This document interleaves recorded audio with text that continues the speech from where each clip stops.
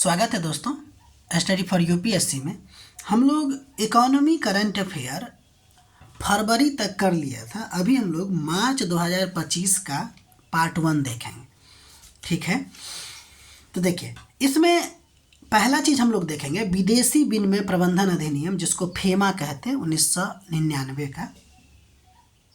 ED जो है 2015 से 2019 के बीच में दो सहायक कंपनी, एक है मतलब कि लिटिल इंटरनेट प्राइवेट लिमिटेड और near by India project limited के अधिग्रहण से संबंधित जो है फेमा नियमों के कथित उल्लंघन के लिए जो पेटीएम की जो मूल कंपनी है ना, उसका नाम है 197 कम्युनिकेशन को नोटिस भेजा है।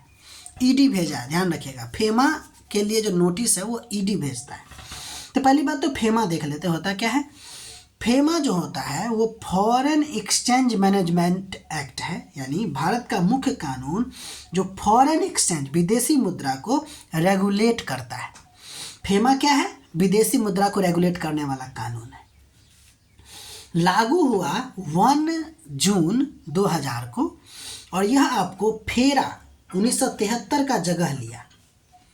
ठीक है, इस बात को ध्यान रखिएगा। इसका लक्ष्य क्या है इस कानून का, वही आपको बताया है।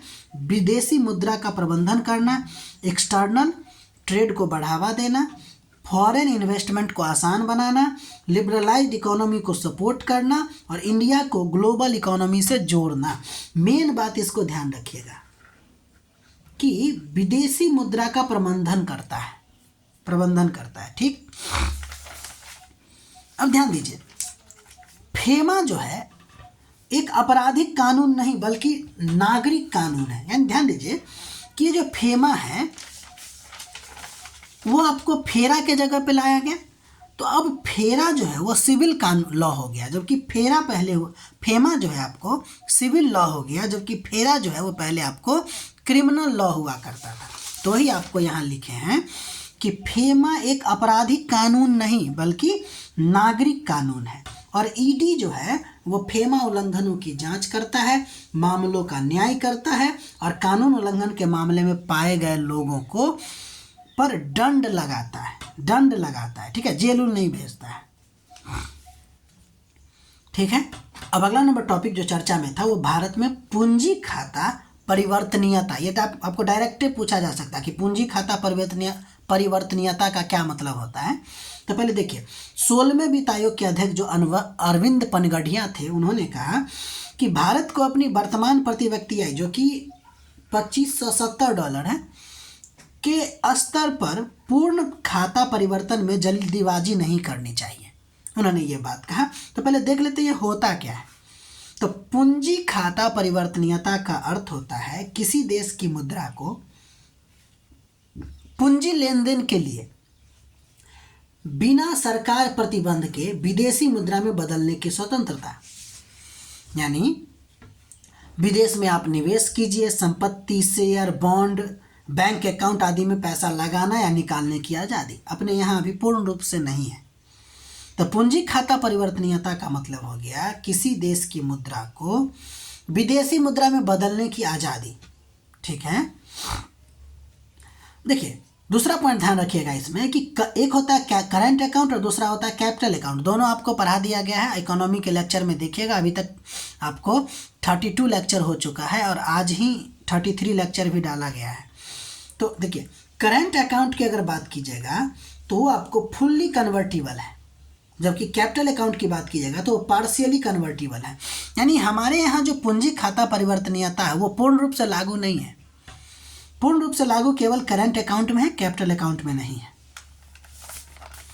ठीक है, तारपोर एक समिति है जो इसी पूंजी खाता परिवर्तनीयता से ही रिलेटेड है। उसने कहा था कि भाई पूंजी खाता परिवर्तनीयता को न चरणबद्ध तरीके से लागू किया जाए।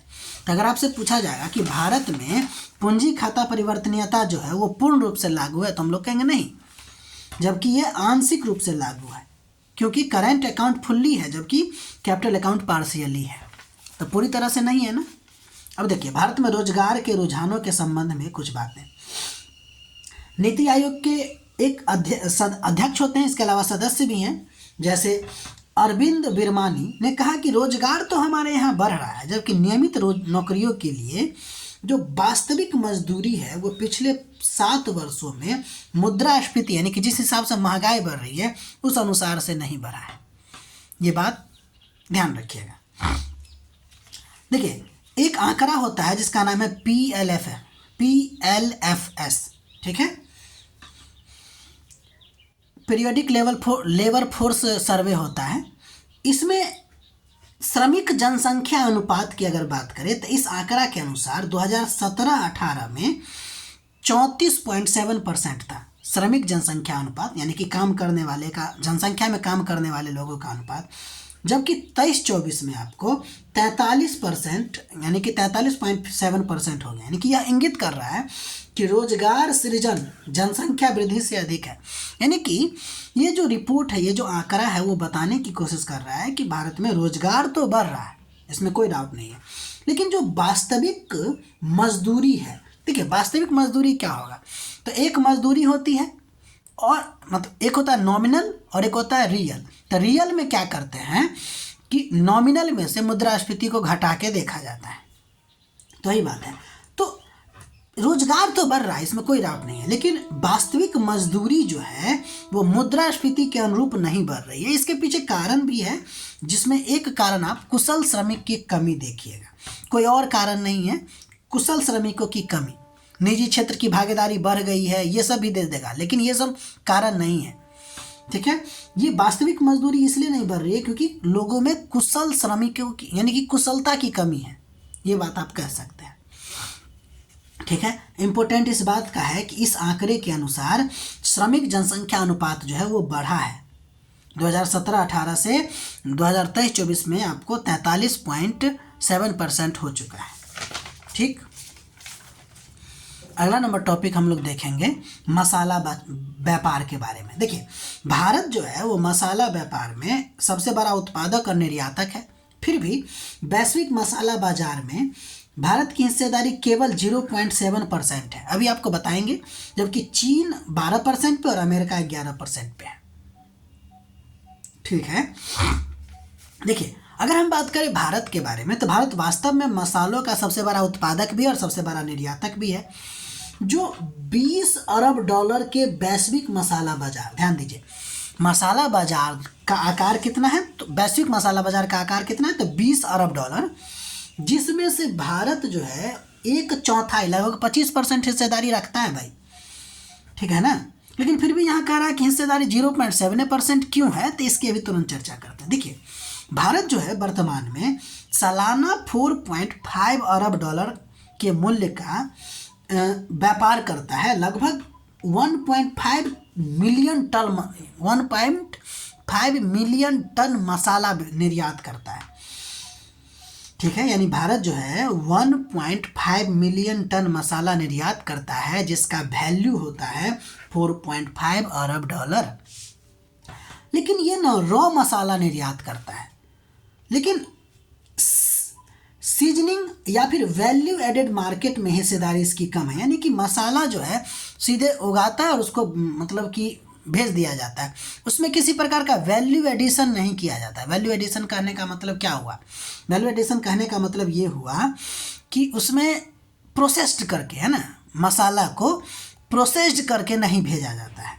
इसीलिए भारत का जो मसाला व्यापार है उसमें निर्यात भी ज़्यादा है, उत्पादन भी ज़्यादा है और हिस्सेदारी भी आपको वैश्विक मसाला बाजार में 1/4 है, लेकिन प्रोसेस्ड मसाला व्यापार में या वैल्यू एडिशन मार्केट में उसकी वैल्यू मात्र 0.7% का है, जबकि चाइना का आपको कितना है 12% और यूएसए का है 11%।